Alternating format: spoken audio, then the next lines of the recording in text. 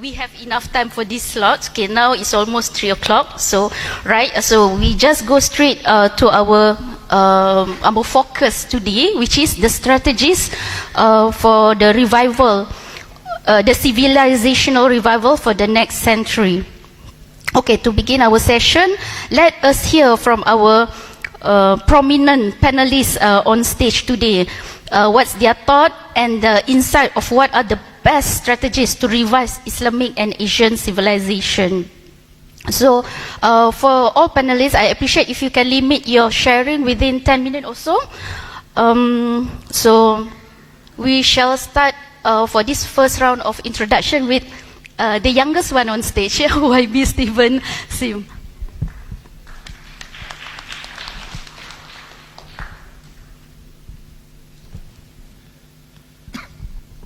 Can I close this laptop? Boleh tutup laptop so that they can see my face. I think so can. Okay. I'm sure they can see very clearly from in our media live. Okay. Thank you to the Madam Moderator. I also wonder why I was invited, but I think it is always good to have a different perspective. I'm not sure whether my perspective is useful to you, but I'll try. And you know, the topic is to think about 100 years from now. I will start by bringing us back 500 years ago. Imagine 500 years ago, the year was 1512. Around this time of the year, May, June, July, the desert of Australia becomes colder, and then the sea in the south of China becomes hotter, and we know the sciences. Hot air rises, and then the cold air comes to take its place. And this is where you have the southwest monsoon. The wind blows from the southwest, bringing to our land, this land of Tanah Melayu at that time, trades, culture, languages. But in that particular year, a young Portuguese traveler arrived in Malacca. He's about my age, and I'm not the youngest minister. The youngest minister is Saudara Ewan Benedict. He's 1 year younger than me. His name is Tom Pyrus, and when he arrived in Malacca, he wrote a book called Summa Oriental. It is a book which chronicles his travel in Asia, stemming from the Red Sea up to Japan. And among his observation in that book, Tom Pyrus wrote, there were 84 languages being spoken on the streets of Malacca. 84 languages. And this, the fact of language and cultural diversity is corroborated by another literature, this time written by an unnamed author of the Malay ancestor. Kita tak tahu nama dia. His Hikayat Hang Tuah. I'm not going to argue here whether Hang Tuah exists or not, but the fact is Hikayat Hang Tuah existed. It's written 500 years ago by an unnamed Malay author. And in that book, the author imagined that his protagonist, his hero, the archetype of a Malay superhero, Hang Tuah, is conversant in 12 languages. Is conversant in 12 languages. One must wonder, where did he learn all these 12 languages? I believe, and corroborated by historical record, from the multicultural society around him. And in Summa Orientalis, Tom Pyrus actually observed the names of the countries where the traders came in the port of Malacca. And the name, for me, reads like a United Nations list. There are Moors from Cairo, Mecca, Aden, Abyssian, men of Kirwa, Malindi, Ormus, Parsis, Rome, Turks, Turkomans, Christians, Armenian, Gujaratis, men from Chau, Dabur, Goa, Kingdom of Deccan, Malabars, Indians, merchants from Orissa, Ceylon, Bengal, Arakan, Pegu, Siamese, men of Kedah, Malays, men of Pahang, Patani, Cambodia, Champa, Cochin, China, Chinese, men of Brunei, Laos, men of Jompura, Tanjung Pura, I think. It's written in Portuguese. Bangka, Lingga, Maluka, Banda, Binda, Timur, Madura, Java, Sunda, Palembang, Jambi. The list goes on. Right? My point of illustrating this story from historical record is to show that this land has been cosmopolitan before it was even a thing. And Tom Pyra said this, because of our diversity, because of the strategic location of Malacca in this land, whoever is lord over Malacca has his hand on the throat of Venice. It means whoever controls Malacca controls the world superpower of that time. Right? And this is our strength, not just because of our geography, but more importantly, because of our ability to accommodate diversity. But sometimes I wonder, how can we all live in peace and great harmony for the last half a millennium?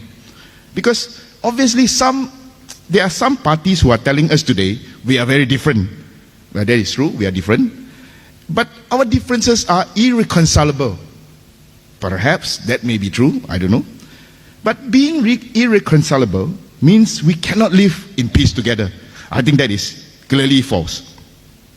At the end of May this year, I joined Prime Minister Dato Sri Anwar to Japan for a work trip, and Prime Minister delivered a speech in University of Keong in honor of the great Japanese philosopher and polymath, the late Professor Toshiko Izutsu. And I encourage you to read the Prime Minister's speech. It's available on internet. A great speech. Professor Izutsu was a Japanese translator of the Quran, bridging between Japanese and Muslim worldview. And I tried, after Dato Sri Anwar's encouragement, I tried to read Professor Izutsu's magnum opus titled Sufism and Taoism. I was amazed by the writer's profound understanding of both the Andalusian Arabi's ideas of Sufism and also the Chinese Chuangzi's view of Taoism. Between these two great philosophies, there are very little historical affinity and even connection. But Professor Izutsu managed to not only elucidate them separately, but also to find threads of similarities. And one must remember, Izutsu himself was neither an Andalusian Arab or a Chinese. And he's also neither a Muslim nor likely not a Taoist. In other words, or in Anwar's word, and Anwar wrote this in 1996. What Izutsu did, he wrote this in 1996, led to the discovery of a meta-philosophy of Oriental philosophies. And this dispelled the notion that because of its religious diversity, Asia would ipso facto be culturally divergent and disjointed. In other words, he's saying, despite the diversity that we have, we are not divided. We can live in peace. But let me get this straight. I'm not suggesting religious syncretism. I'm not even suggesting universalism. I am definitely not suggesting that all religions are the same. In fact, no. If we say that all religions are the same, we are diminishing the value of our own peculiarities. My dear friends, what I want to emphasize here is diversity can be a strength. In fact, counterintuitively, our best tradition often seems to celebrate diversity, or at least do not see diversity as a bad thing. I'll give you an example. The Christian story of Tower of Babel and Pentecost in the Bible seems to tell us that God's solution to the problems of sin is not to make everyone speak the same language, but in the diversity of languages. A pivotal verse in the Quran which my Muslim friend taught me, Surah Al-Hujurat, ayat ke-13, said, celebrates diversity as divinely ordained. It says, O mankind, we created you from a pair of men and women and made you into diverse nations and tribes, so that you may, all of you have a better understanding of this verse than me, so that you may li ta'ra'afu, Arabic word for that we may know each other. And another verse in Quran, Surah Al-Ma'idah, said, had God will, He would have made you a single community. Hatred for diversity and plurality is consistently a pattern in authoritarian society. Dictators hate diversity. They promote unity as if unity or uniformity is a good thing. because they are in fact afraid of differences. When people are different, they are difficult to control and manage. It was Lenin himself who said, trust is good, but control is better. But when I say Lenin, don't think that hatred for diversity is a problem strictly confined to Cold War communist regimes. The goal of capitalism is singularity, a common market. Because it is easier when everyone have the same need, they need the same products and services. Hence, you have advertisement telling us whether you are a Malay, you are a Chinese, Iban, Kadazan, Orang Asar, you are Malaysian, you are from Turkey, you will need to buy the same product and service in order to be better. And in geopolitics, we see the shift from a unipolar to a multipolar world, because simply the world cannot be subjected to the values of a single dominant superpower. Where are all this leading to? I want to stress two things by way of conclusion. Number one, diversity against the uniformity. Diversity is our legacy in this land. It is not a bad thing, and in fact, it is our strength. And therefore, we must continue to cherish and preserve it. This is the ASEAN way. This is the Malaysian way. This is the 21st century way forward against uniformity and unipolarity. And secondly, on Prime Minister Anwar's Madani model. I first heard of this word Madani when I was in high school. Anwar Ibrahim, then Deputy Prime Minister, introduced it to us. And as a young boy, I was taught that the word meant civilization. I did not think much of it until later in life. But when Prime Minister Anwar Ibrahim reintroduced Madani last year, I began reading up on it. The description of Madani, from my reading, that is closest to my heart is from the Muslim polymath Al-Farabi, who wrote this book called Al-Madinah Al-Fadila, meaning the virtuous city, or the Madani society in my own translation. He described the Madani society as like a human body. Every part and organ working together to ensure the healthy, normal function of our body. No organ or no parts, no matter how small, can say that they are not important. And no matter how mean or how small, yes, there are degrees of importance, there are differences, but the hands cannot say to the legs, I am better and I can live without you. Even the head cannot claim credit over other parts. In fact, parts which are deemed small, weak, or mean should be given greater protection and greater care. And this is amazing.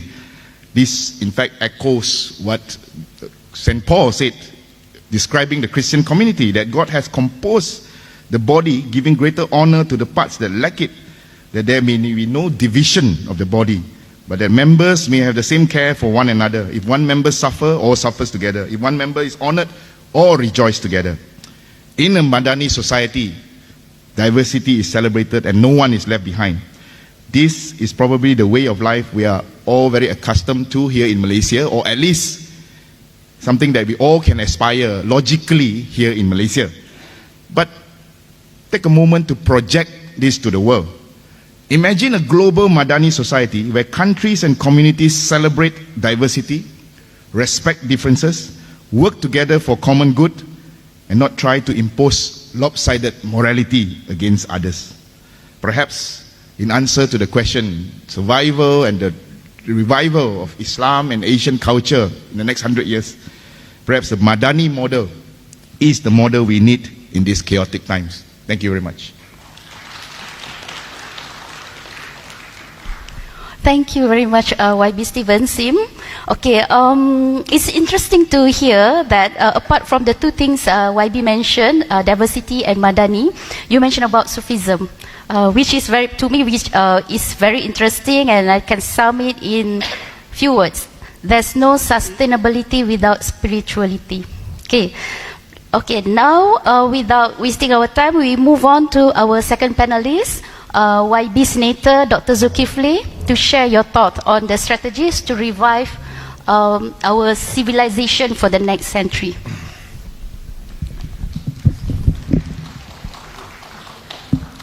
أعوذ بالله من الشيطان الرجيم بسم الله الرحمن الرحيم الحمد لله رب العالمين نحمده ونستعينه ونستغفره ومن شرور أنفسنا ومن سيئات أعمالنا تحية طيبة وباركة من عند الله ما بعد Thank you very much to the Madam Moderator. Assalamu alaikum wa rahmatullahi wa barakatuh. And very good evenings. My esteemed panelists, YB Stephen Sims, Tuan Haji Ameer, Dr. Ahmad, Dr. Muhammad Nurmanuti, the Chairman of IKIM, Dr. Ahmad Azam, and also Dr. Azam Adil. Ladies and gentlemen, brothers and sisters, first of all, I would like to express my sincere appreciation and heartfelt gratitude for having me. It always feels great to be back as a panelist. After 6 months left the academia, I'm now experiencing the new world as a senator, as a deputy minister at the Religious Affairs, YaPiem. Ladies and gentlemen, brothers and sisters, we have only not much time to discuss a very huge and very important and significant topics, but let us analyze the realities and then we can offer something to the world. Due to the failures and crises of the unipolar world's order, there is a growing call for multi-civilizational revivals in the world against the backdrops of a singular civilizational impositions that claims to be universals. In this regard, we need to create a new global civilizations. A new global order needs to be created. We need new policies and attitude. We live in one world. National interests must be balanced with the global interests. Power must be shared. Islamic world, the Asians, Africa, and the rest of the world must be integrated. When we talk about 100 years, we must refer, or we may refer, to the hadith by the Prophet ﷺ, narrated by Abu Hurairah radiyallahu anhu. قال رسول الله صلى الله عليه وسلم إن الله يبعث لهذه الأمة على رأس كل 100 سنة ما يجدد لها دينها. Indeed, Allah subhanahu wa ta'ala will send in every 100 years, a person who will renew these religions from deviance. Ladies and gentlemen, brothers and sisters, the hadith, the lesson from this hadith is not for us to wait for the reformists to come and to fall from the sky or to fall from the heavens. Rather, to get ready with the necessary preparations and appropriate strategies, short-term and long-term. The notion of this hadith is for us to develop appropriate strategies, strategic futures, and towards nation building and civilizational renewals. So let me analyze first the Asian civilization and the Islamic worlds, and then we can think about the realities and what next. So for 500 years, the West has been a key and influential center of power and political initiative. Key conflicts took place in the West, and key innovations and political ideas arose in Western countries. Today, the center of global economic gravity is inevitably shifting to the East. So the fall of any civilization is inevitable throughout the history. And in fact, Allah has mentioned in the Quran in Surah Al-A'raf, for each community there is an appointed term. When their time arrives, they can neither delay it for a moment, nor could they advance it. This is affirmed by many historians and scholars. Oxford Spangler, in his book The Decline of the West, talked about the declines of the Western civilizations. Even the Knott Toynbee, a study of history, mentioned the cyclical theory of decline, rise and fall of civilizations. So in the 19th century, the world was Europeanized. In the 20th century, it was Americanized. Now, in the 21st century, the world is being irreversibly Asianized. So in other words, the world will become more Asian-centric day and day. Parag Khanna, in his books, The Future is Asians, talk about it. Even Kishore Mahbubani, in his book, Has China Won, also talk about this premise. And Farid Zakaria and Harry Kissinger's book, Does 21st Century Belongs to Asia, is also confirmed that the world is increasingly Asia-centric. And then we can know that now 21st century will become Asian century. So what about the Islamic world? So let us have a look at the positions and the realities in the Islamic world. In 2020, or recently, from the numbers of the populations, about 1.8 billion Muslims, representing 25% of the world populations. In 2030, it will become 2.2 billion. So in terms of numbers, the Muslim will become more and more, and the populations will get increased from day to day and from time to time. The question is, what is the future of the Islamic world, and what is the future of Asian civilizations? The Muslim world needs an independent future directions that is integrated with Asian civilization and the rest of the world. And this, what kind of the futures that we want to have?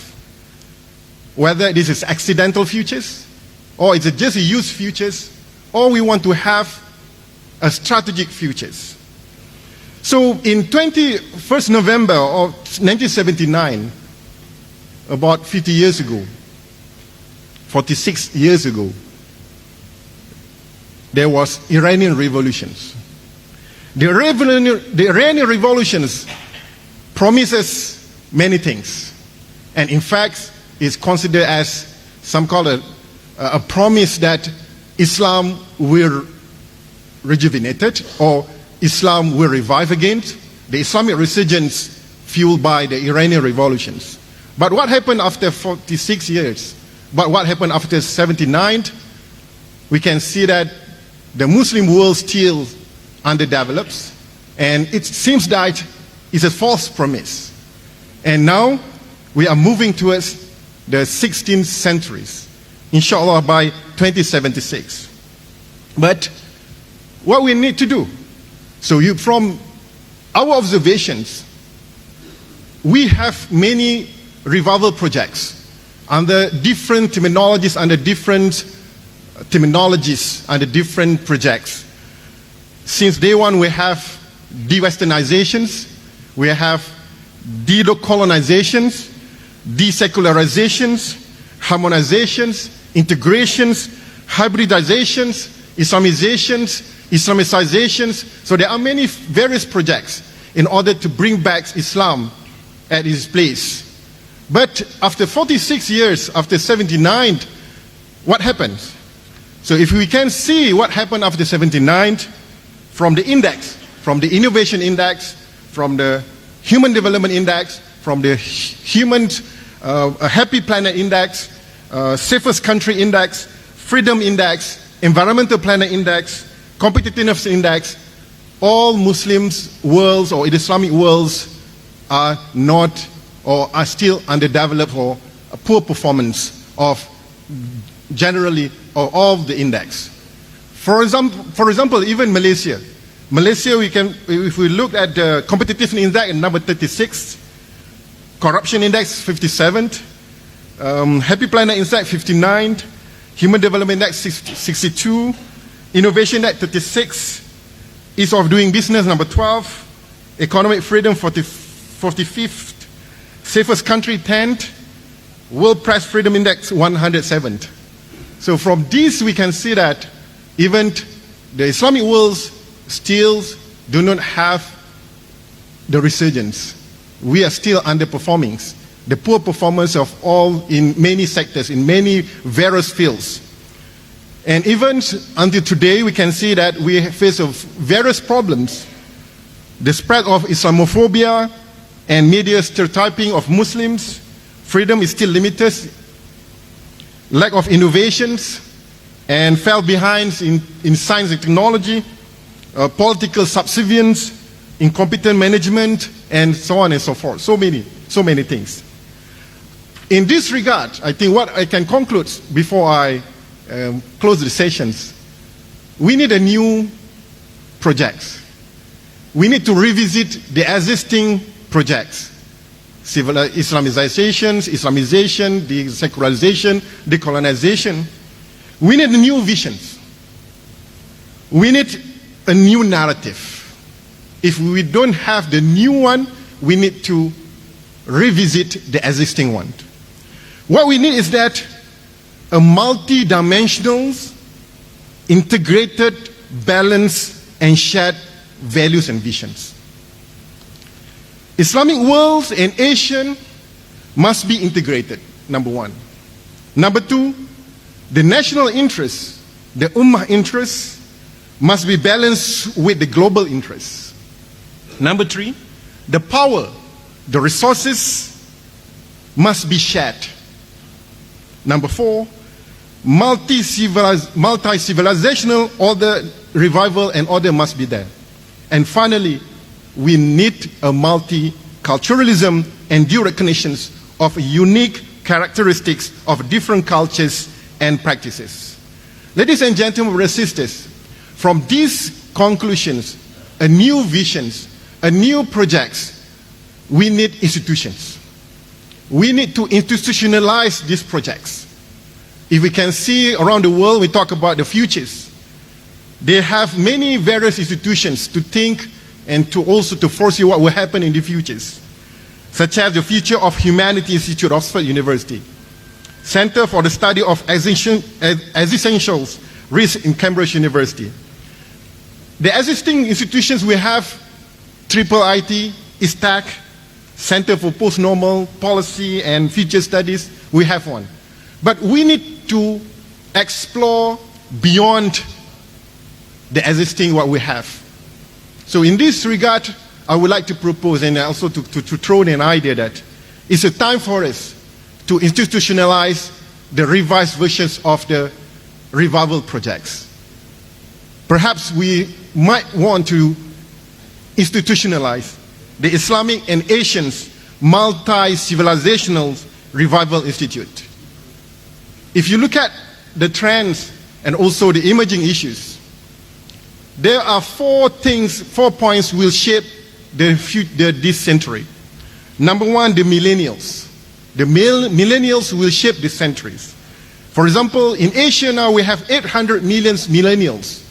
So meaning that more consumers, more opportunities. Number two is the middle class. 100 million of people nowadays join the middle class. So it increased the purchasing powers. And it focused now in the Asian civilization, so on the Asian side. And number three, metropolitans. When they talk about metropolitan, the urbanizations, the growing urbanizations. If you look at the Asia, more than 300 cities, more than 1 million populations. Unlike Europe, only 18, unlike US, only 10.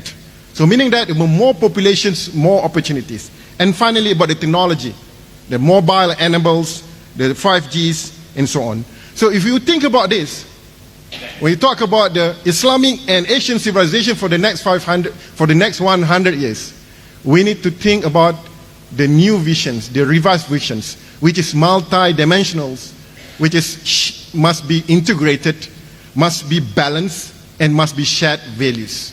Wabillahi taufiq wa hidayah. Assalamu alaikum warahmatullahi wabarakatuh.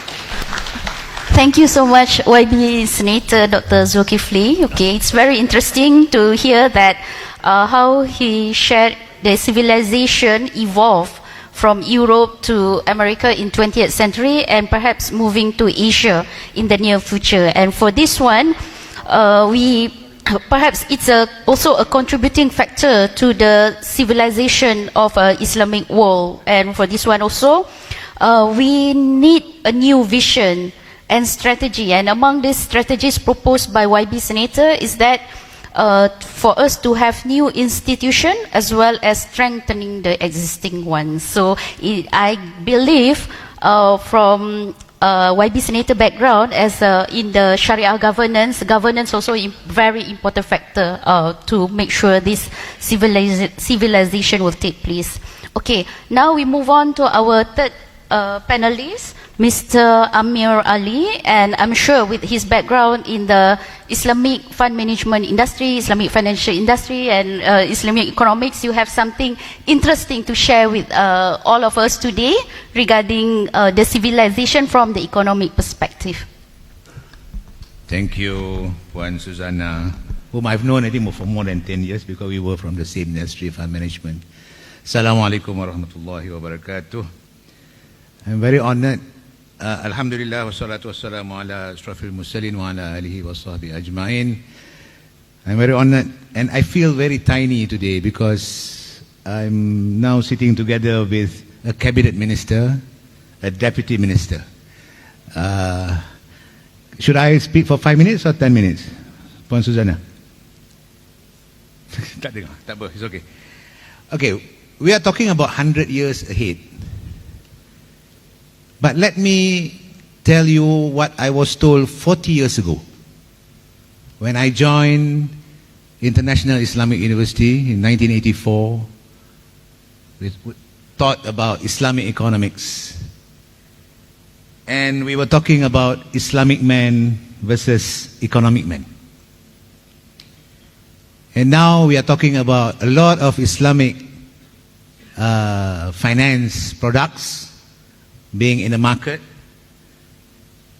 But when 40 years ago, I was taught by my lecturers that the very foundation for the success of an Islamic economic system would be Islamic men.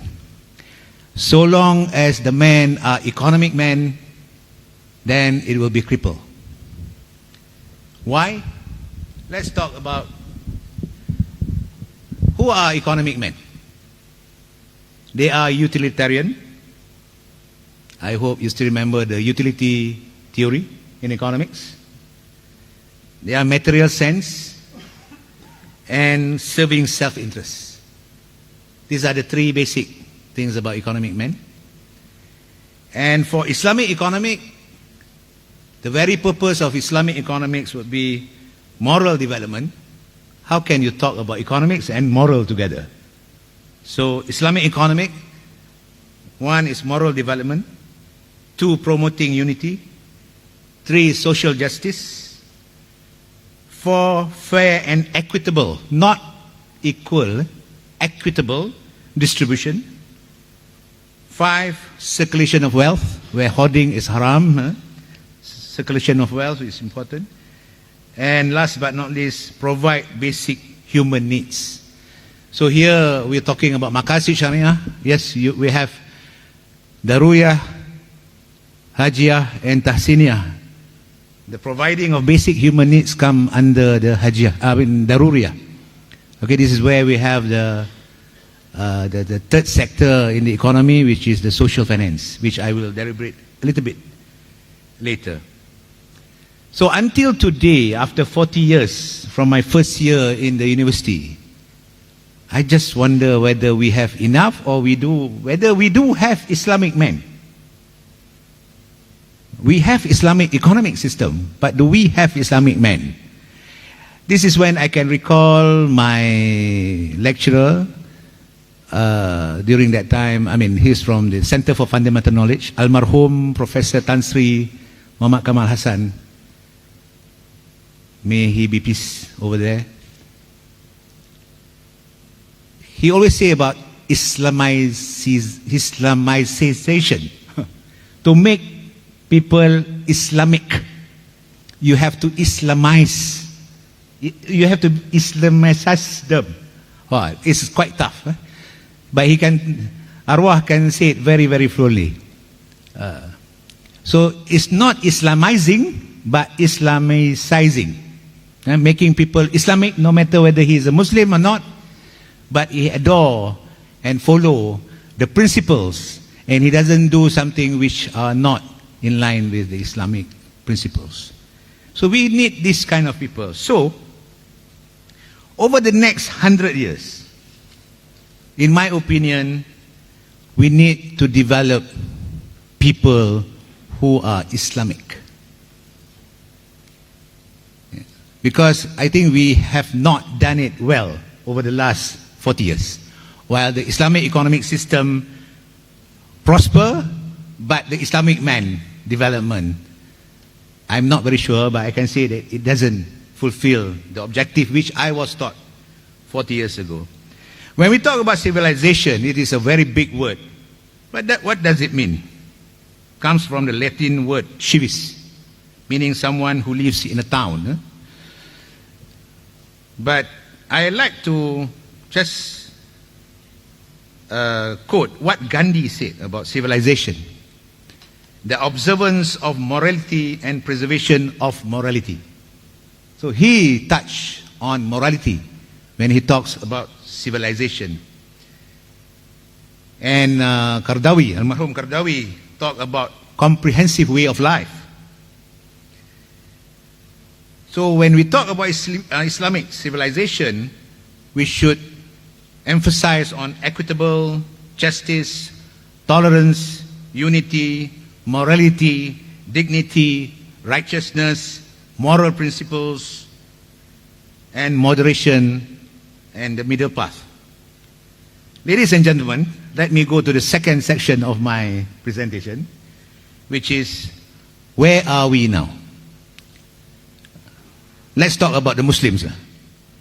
Where are we now from the economic perspective? I just would like to concentrate on Islamic because the others will talk about the others. If we look into Fortune 500, the top 10, do we see any Muslim companies? Yeah, we have Saudi Aramco as number 2. That's not individual or group of individual owned. It's owned by country. But how about individual owned? No, we don't have. In Malaysia, if I can, I take the Bumiputra perspective. My friend Tan Sri Wahid Omar recently told that Bumiputra only has 7% corporate dominance in the Malaysian public listed company.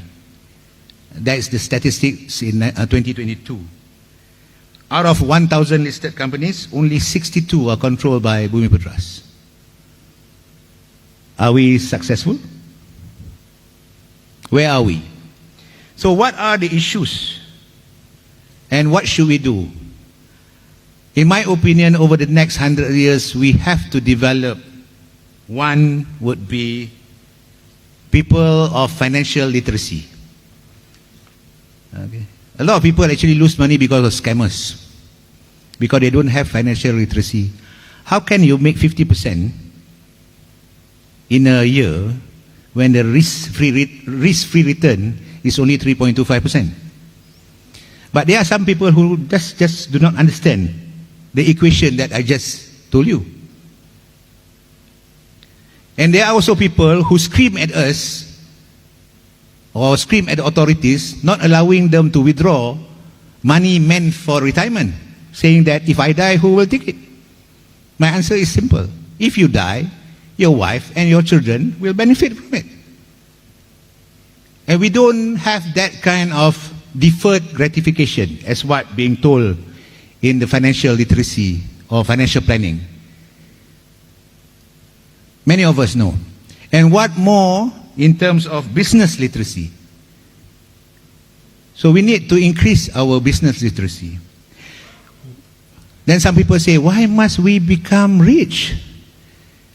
My answer is, if we don't become rich, how on earth are we going to help those needy people?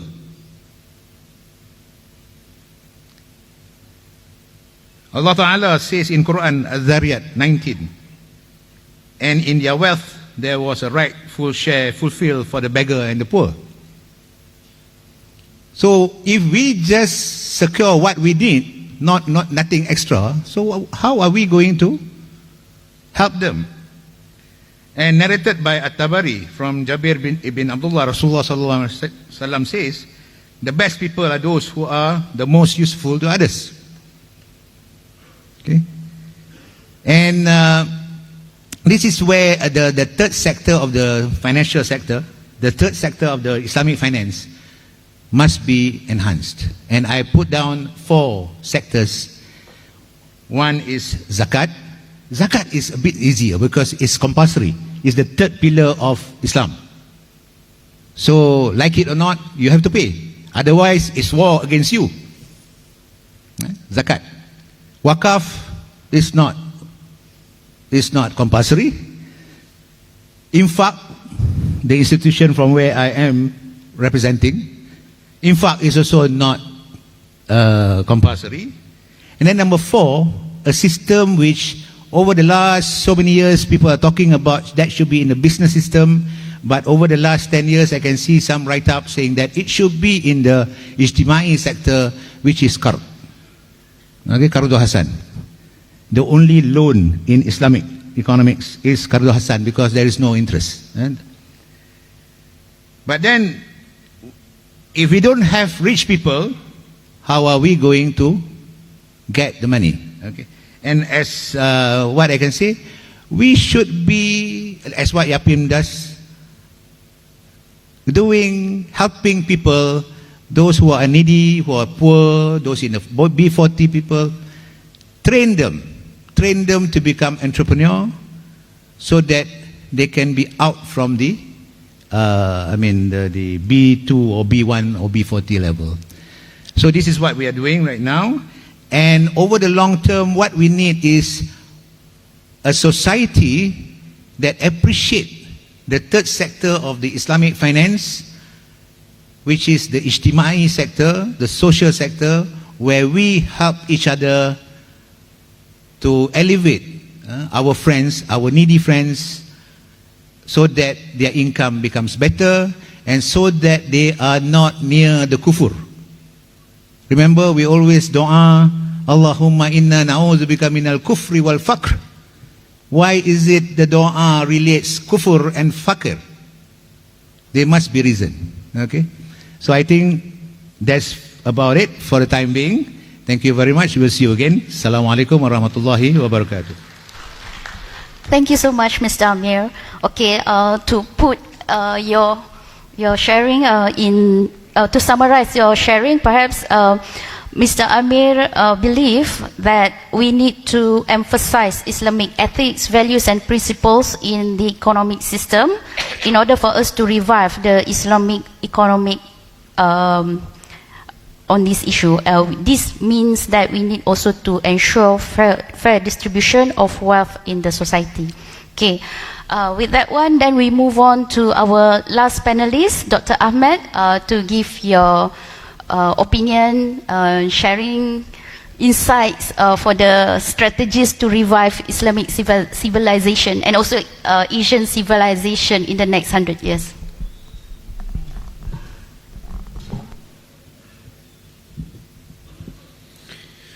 Bismillah, alhamdulillah, wassalatu wassalamu ala rasulillah. From an academic habit, I prepared a very long paper, but of course I have to find ways to make it as short as possible. So I will try to do that, but still I will need to use my entire time from the first and the second part. So I would like to thank the moderator for allowing me to do that.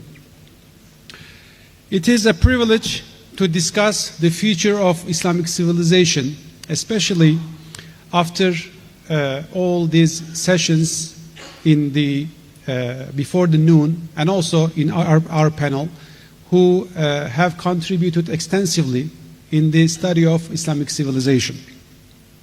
As a scholar from Turkiye, with a background on Islamic studies, my research focuses on Islamic legal theory, comparative law, and Islamic family law.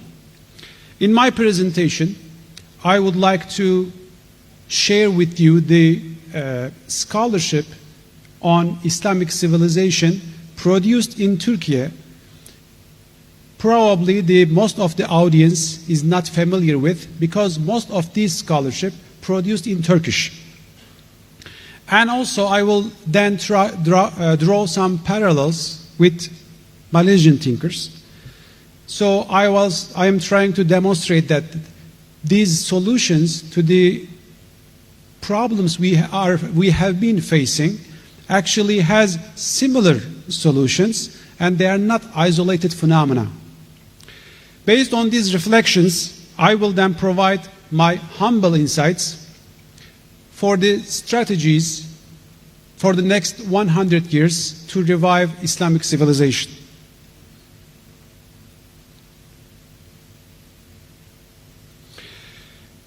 The main point I am to make in this brief speech is that civilization is commonly equated with material prosperity and advancement. However, in Islamic civilization, these are only outcomes and not the ultimate purposes. So when we talk about reviving Islamic civilization, we should ponder on what do we mean by Islamic civilization. Do we mean there is a longing for prosperity and material advancement and the upper hand that once Muslims had in the past vis-à-vis the other civilizations? Or do we mean a comprehensive Islamic worldview that is distinct in nature and based on the will of Allah? In examining Islamic civilization, it is crucial to understand that the material advancement and prosperity, though often highlighted, are not the primary objectives. Islamic civilization is fundamentally rooted in Quranic revelation, which emphasizes correct belief and morality over worldly gains. The Quran underscores that without proper belief and ethical values, material success will lead to societal corruption, with the historical examples of Ad, Iram, Samud, Pharaohs, Egypt, etc.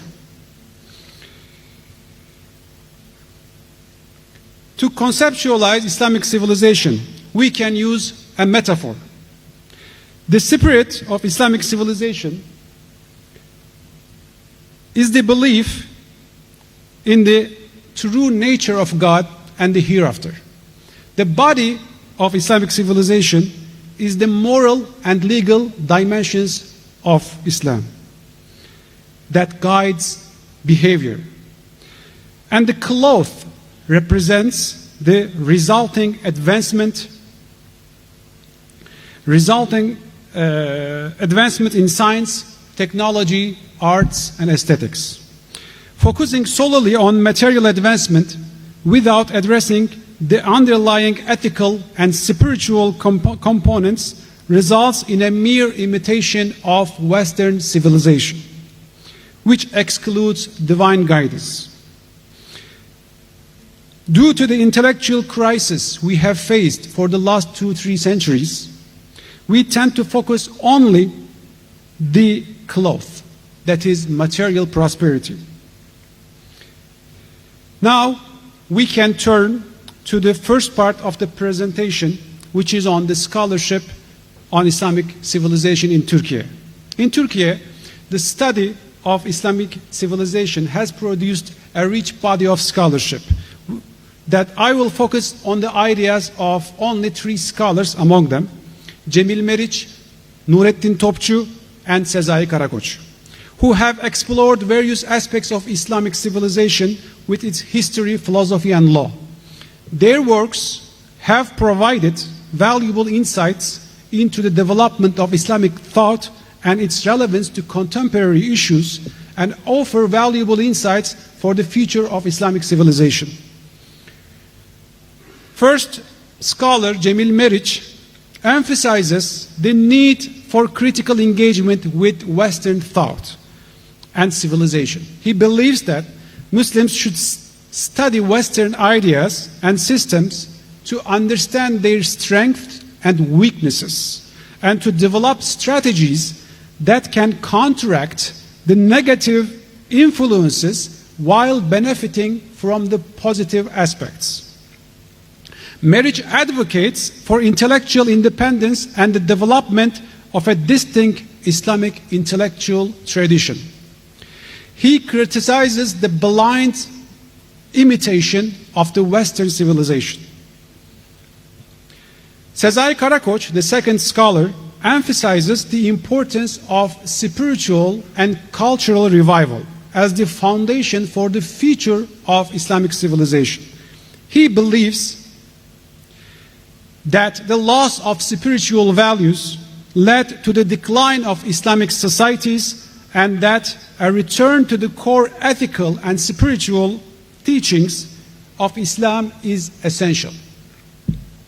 Sezai Karakoç advocates for a cultural renaissance that draws on the rich literary, artistic, and philosophical traditions of Islam. He sees culture as a means to inspire and unite Muslims, fostering a sense of identity and purpose. While deeply rooted in tradition, Karakoç also calls for the integration of modern knowledge within the Islamic framework. Sezai Karakoç, in his work Lost Paradise, draws an interesting connection between the fall of Adam and the decline of Islamic civilization. And he says,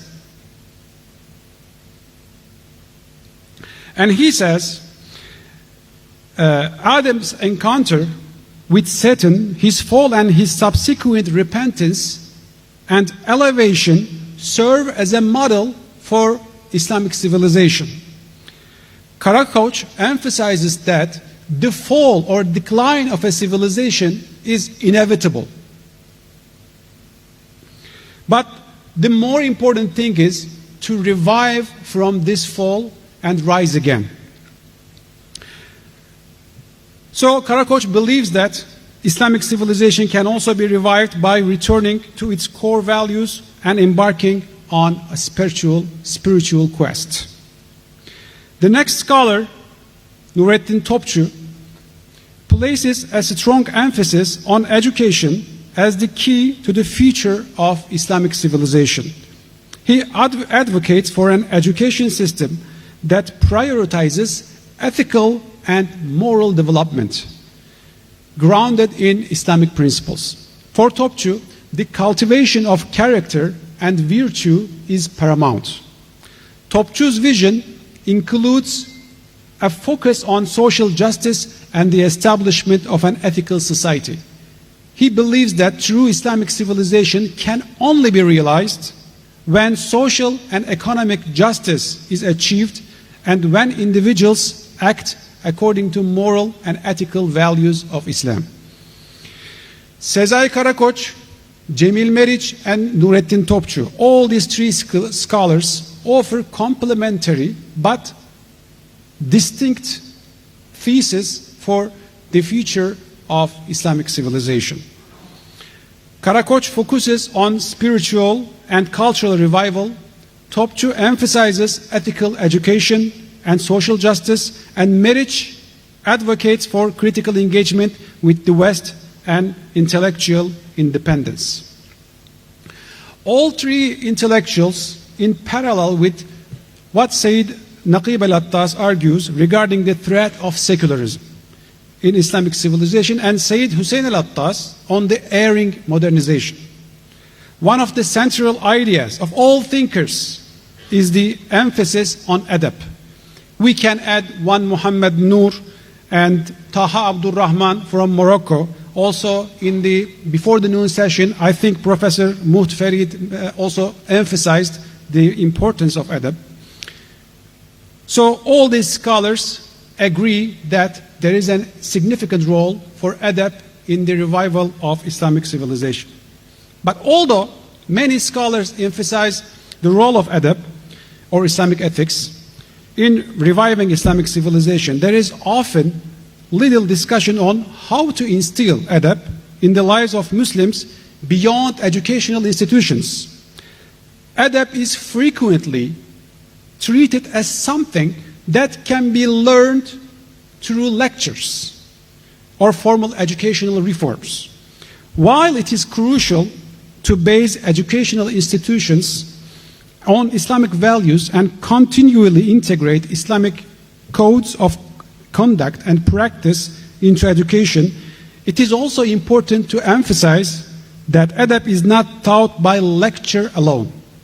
It is learned through observation and modeling. Adab must be practiced and demonstrated in everyday life, both within and outside of educational institutions. Therefore, we do not only need people who can articulate the virtues of Islamic adab, we need more people, more individuals who embody these values. Starting with the family, we need fathers, mothers who are role models for their children. We need more teachers and professors who are role models for their students. We need more tradesmen, employers, and officers in the government that behave within the boundaries of the Islamic adab. This is exactly what living Sunnah means. The Prophet actually gave this model, and Sahaba took it from him. And subsequent generations always had their role models from the earlier generations. However, especially in the last 3 centuries, this chain of adab significantly damaged. Alhamdulillah, we still have role models today, but compared to those times in the past, the number of role models are very few. Repairing this broken or damaged line or chain will take at least a few generations, and each of them must have leaders and role models whom the Quran refers as al-a'imma, salihun, or muqarrabun. If we fail to have those leaders who represent the core values of Islam and live by its ethical standards, we might have a prosperous and advanced civilization in the Muslim world by the end of the next 100 years, but we cannot call this a Muslim civilization. So now we can turn to the strategies to embody those Islamic ethics and practices and make them the norm in Muslim societies for now and future generations. I will begin with the question: what is the most vital challenge? To be more precise, the most dangerous threat for Muslims in the next 100 years. In my humble view, the most significant challenge faced by the Islamic world in the modern era is the inclination towards worldly and material pursuits. This is articulated by many scholars as secularization, but the concept of secularization does not connotate entirely what I mean here. A Muslim, even an Islamist, can fall in the inclination towards worldly and material pursuits without thinking or feeling that he is secularized by rationalizing within the Islamic worldview. I am not arguing for or exalting for ascetic lifestyle here. Rather, I am trying to say what Abu Hanifa said once. He was asked by a person, and he said, our hearts are attached to our wealth, but even though you are among the wealthiest people, you don't seem attached. How do you manage this? And Abu Hanifa responds by saying, son, I leave my wealth in the barn where it belongs to, not in my heart. Given the reflections and insights provided around the concept of adab and Islamic values, a multifaceted strategy is essential for the revival and flourishing of Islamic civilization over the next century. Leaving some other important topics, such as politics, economics, technology, to other speakers, I will focus on the 3 following key areas this strategy should encompass: education, family, and non-governmental organizations. Although I am not an expert in education, but as a lecturer and an academic in Islamic studies, I want to point out 2 main problems in discussions about reforming education in Muslim world. First, Islamic education is not the same studying Islam. Studying Islam is a specific academic field with various disciplines requiring intense efforts to master them. In contrast, Islamic education is a holistic approach to all levels of education, both institutional and non-institutional, based on Islamic values. It aims to develop individuals by building character grounded in Islamic ethics and practices. This character entails responsibility toward the Creator, created, the surrounding, including people and environment, and forbidding wrong, commanding right, etc.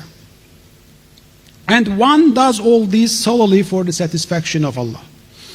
Confusing Islamic education with the study of Islam leads to enthusiastic people who are eager to speak about Islam without a proper education.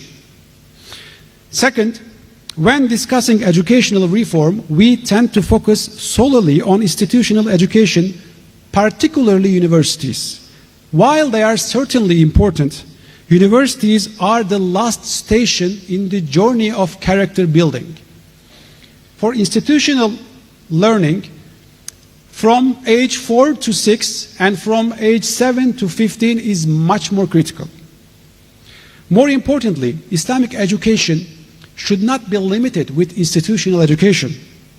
First and foremost, the family is where the individual gains their ethics. Fathers, mothers, grandfathers, grandmothers, extended family members, they should view family as the center for character formation and strive to be role models for younger generations. This takes us to the second important key area, family, which is the bedrock of Muslim society.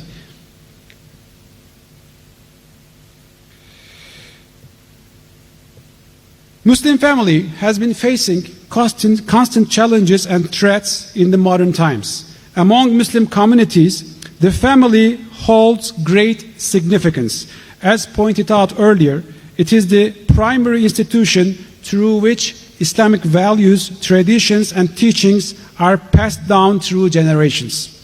However, the modern era presents numerous threats and challenges that endanger the traditional Muslim family structure. These challenges are multifaceted, encompassing socio-economic, cultural, and ideological dimensions. I will talk about cultural and ideological dimensions here. Globalization and pervasive influence of Western culture have introduced new cultural norms and values that sometimes conflict with the traditional Islamic teachings. Media, including television and internet, often portray lifestyles and values that are at odds with Islamic principles. This exposure leads to confusion and identity crisis among Muslim youth who may struggle to reconcile their cultural heritage with the modern world. Social changes, such as the increasing acceptance of individualism and secularism, also pose a threat to Muslim family. The emphasis on individual rights and personal freedom undermine the collective and independent nature of the family.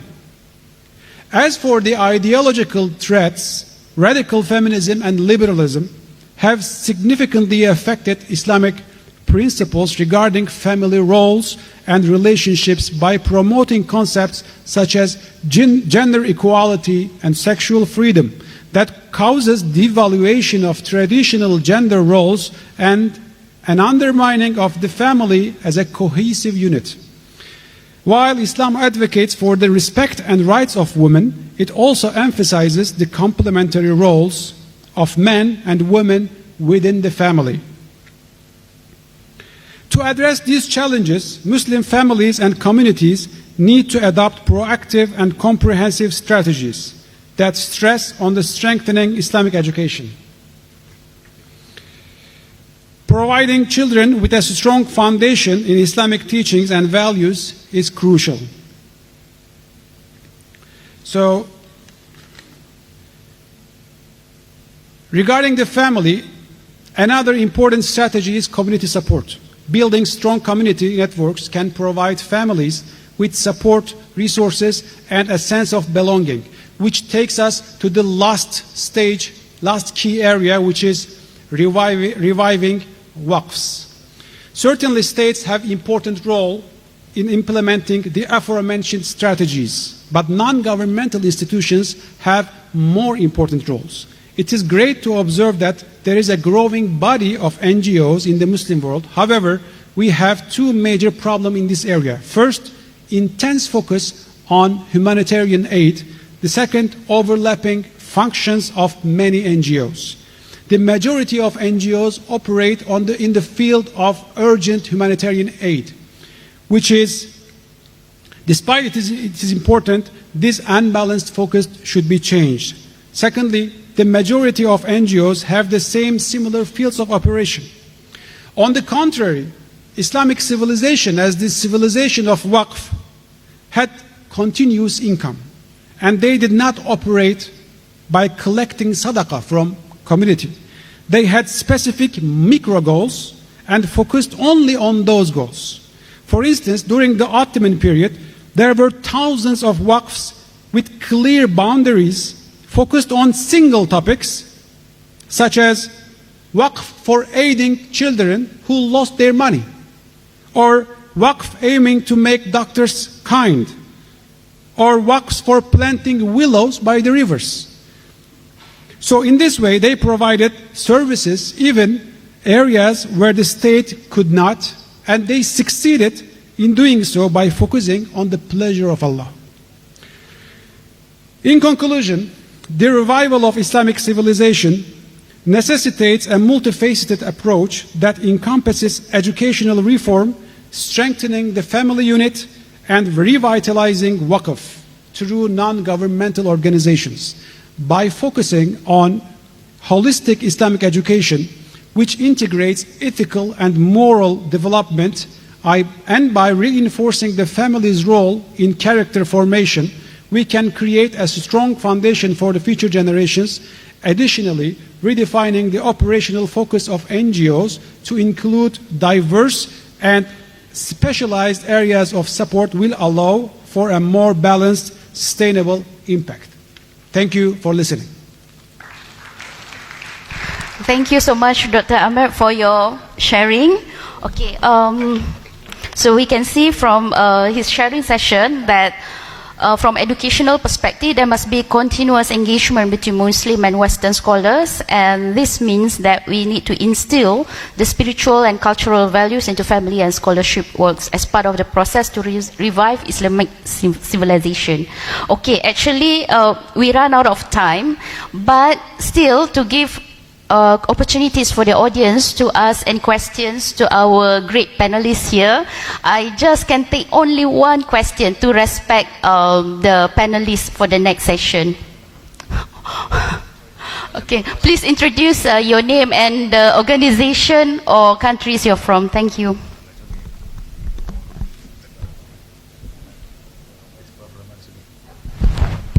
Okay, Assalamualaikum warahmatullahi wabarakatuh. My name is Ahmad from ITCON, an NGO for Islamic Intellectual Group on Policy and Good Governance. Okay, as we all know, the strategy of our Prophet Muhammad SAW upon arriving Medina is establishing the mosque, the Masjid Nabawi. The second act that he did was establishing the market. And within 6 months of that establishment, the economic is revised, is transformed. And that become the lifeblood and the source of fund for the civilization, for the Madani during Prophet time. Now, in Malaysia, we have already independence for 60 years, but the needle of the economic ummah doesn't move at all, as mentioned by Saudara Ameer tadi. Now, my question is, what are the strategies by the Ministry of Religious Affairs under Yang Berhormat Dr. Zul? There are two institutions under the religious affair. Number one is Tabung Haji, in which the vision is to the pillar of the Ummah economic success. And number two is YaPiem, headed by Mr. Ameer, memperkasa ekonomi ummah, strengthening the economy ummah. My question is, what are the strategies that are going to be adopted or going to be implemented to ensure the vision of this institution are achieved? Thank you. Okay. Thank you so much for the questions. Okay, that's all we can take for these sessions. I'm so sorry so much. Okay, okay, to save our time, so let's have our panel to answer that question as well as wrapping up the session. Okay, thank you. Assalamualaikum warahmatullahi wabarakatuh. Thank you very much for the questions pertaining to the strategies the next 100 years. Okay, ladies and gentlemen, brothers and sisters. So under the ministry, Jabatan Perdana Menteri Hal Agama, there are not only two big institutions. We have 14 agencies. YaPiem and Tabung Haji, just 2 out of 14 agencies under JPM Hawal Agama. So let me address specifically the questions on Tabung Haji. So the original aspirations of Tabung Haji to help the depositors to go for Hajj, and then we mobilize the fund, okay, for the benefits of the depositors as well for the benefit of the Ummah. So what next? What next?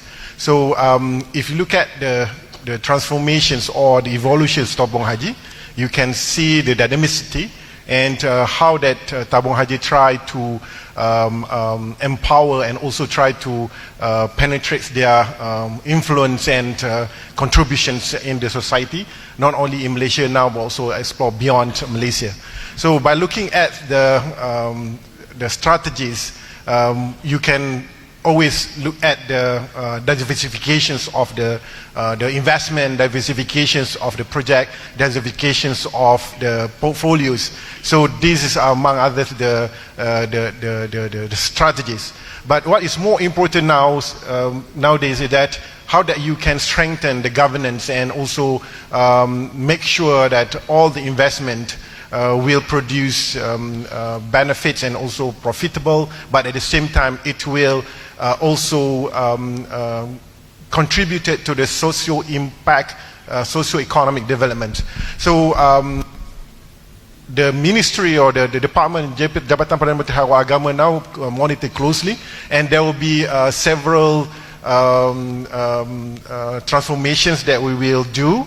One of them will be we will try to strengthen the acts or the legislations, Tabung Haji, Akta Tabung Haji. We are working on it. Secondly, we are trying to strengthening the governance and also the presence of Tabung Haji and to produce more impacts to the community. And right now, from the reports and also from the strategic planning of Tabung Haji, we can see that Tabung Haji also is embarking to the digital economy and also to look at how that we can serve not only Malaysian but also serve at least the regional populations in Southeast Asia. So in conclusions, what I can say is that Tabung Haji is just one of the agencies that can contribute towards contributing towards Ummah development. But there are other agencies that can contribute. But Tabung Haji now looking at not only for Hajj and Umrah, but also looking at from the economic and social impact development, including the digital transformation. Thank you very much. Okay, thank you. Prof. Rahman Sungit, thank you for the question. Yeah, maybe I first, boleh. Okay, on YaPiem, Islamic economic development as per in the name of the institution. So we actually concentrate more on the non-bankable people. I mean, people like you, people like us in this room, if we go to the bank, we can get financing, inshallah. With our pay slip and whatever, we can get financing. But down there, so many people, including those in the nano and micro entrepreneurs, they go to the bank, it's very difficult for them to get financing because they are called non-bankable. Okay? They don't have that level of bankability among the banks. So one of the things that we do is to address this issue. And this issue was addressed in year 2000 when the government actually gave us sum of money that we were able to start Arhanu business. I think you know very well about Arhanu YaPiem. We have 199 branches throughout Malaysia currently, excluding 6 mobile units. So over there, at least 25% of those yang pergi pajak gadai, they are actually doing the pawning for the purpose of working capital. So because they are not bankable, they have jewelry, they just pawn it, and then after 3-4 months, they will redeem. We are actually looking into also other things that we may be able to do given our limitation. That's one. Number two, as what I said a bit just now, we are also into other things like providing amal jariah. Okay, there are some people and who we have the SOP lah, who are those whom we can help. Okay, this is the one-off thing, and because we understand there are also some people who are just above the threshold for zakat, they won't be able to get zakat. So this is where we, the infaq institution, can come in and help these people. Okay. And another thing is that we are also into entrepreneurial development. Okay, but we don't concentrate on the small, medium scale because the banks will be able to help them. But we concentrate on the micro and nano entrepreneurs. Okay, nano entrepreneurs, we hope that they will be elevated to micro, and micro with our training, with our grant and whatever, they can be elevated to small, by which time they can go to the bank and get financing themselves. Thank you very much. Thank you, Dr. Ahmad Rahman, for teaching me about what the Prophet did when he arrived in Medina. First he built the mosque, kemudian he built the marketplace. I think that's amazing. I just finished reading Dr. Martin Ling's Mohamed last year. One very touching incident, or rather story, in that book, which actually resonate with what all the other speakers talk about adab and value, was when the Prophet was on the way to Medina. It was a very critical moment. It's a very dangerous moment. Abu Bakar offered him a better camel, Kaswa. He said, "No, take it. This is a better camel for you to travel in a very dangerous journey." But what was very touching was that the Prophet actually said, "No, I will pay for it." So even in that very critical moment, the Prophet demonstrated very high adab, value, morality, ethics, and leadership, in the sense that he would not receive things for free, even at that dangerous time. So I think that is very important when it comes to even the running of our ministry and the running of government. I think that defines Madani, Kerajaan Madani. For KESUMA, we rebranded from KSM, Kementerian Sumber Manusia, KSM, to KESUMA. It means flower in Old Malay, flower, vitality, youth, hope, etc. But for KESUMA, our focus from the onset was what I call 3K: kebajikan, kemahiran, dan keberhasilan. Basically, welfare of the workers, skills of the workers, and productivities of the workers. And it's defined by 4 key themes. Better pay, because you go to work for salary. So better pay must be priority. Better social security. This parliament sitting, I just tabled 2 new legislation to increase and improve PERKESO protection for our workers. Better training schemes. We'll go all out in terms of training, and better governance. And I want to just focus last few points on the last point, better governance, which I think this is the core and foundation of what we do. We can have all sorts of programs, all sorts of policies, but if there's no governance, or what our Prime Minister always emphasized, tata kelola, then we don't have to talk about delivery. So in terms of governance, I think the Auditor General's report, what we did was, we were the first ministry, I think, ever in history that responded within 24 hours, not only with statements, but the ministry itself went on to lodge an MACC report on the findings of Auditor General's report. I think that's never happened before, because we want to show that leaders must exhibit the highest level of integrity possible. As an example, a role model, as you said. And we have also instructed the ministry to appoint a third-party independent auditor to audit as per the recommendation of the PAC. But that aside, just want to share 3 governance improvement that we have done in the past 6 months, 6 bulan.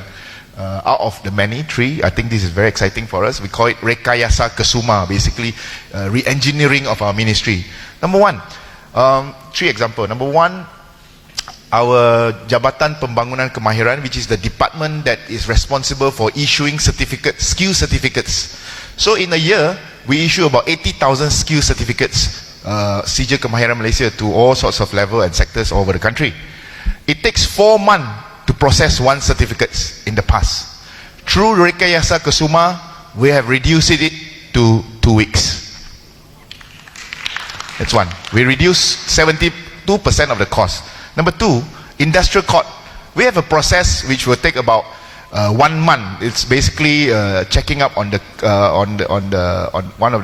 parties involved.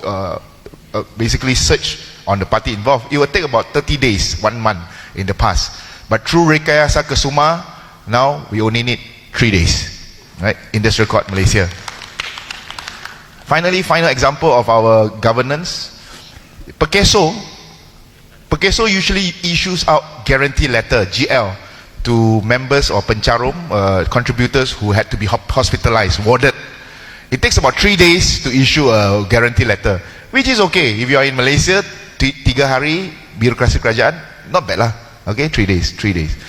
But through Rekayasa KESUMA, okay, this process, to be very honest, is still ongoing. We are hoping to implement it this year. Through Rekayasa KESUMA, I said 3 days is a matter of life and death hospital. We will improve it to 1 hour. So I think this is the foundation of governance that we want to not just emphasize in KESUMA, but whole of government. Thank you very much. No, thank you. Okay. All right. Okay. With that, I think we end this session. Means this session has come to an end. Thank you, and we hope this session contributes something meaningful for everyone to reflect and play our part for the next revival of Islamic and Asian civilization. Okay, let's give a round of applause to our panelists here, YB Stephen Sim, YB Dr. Zulkifli, Mr. Ameer Ali, and Dr. Ahmed. Thank you so much for your time and sharing.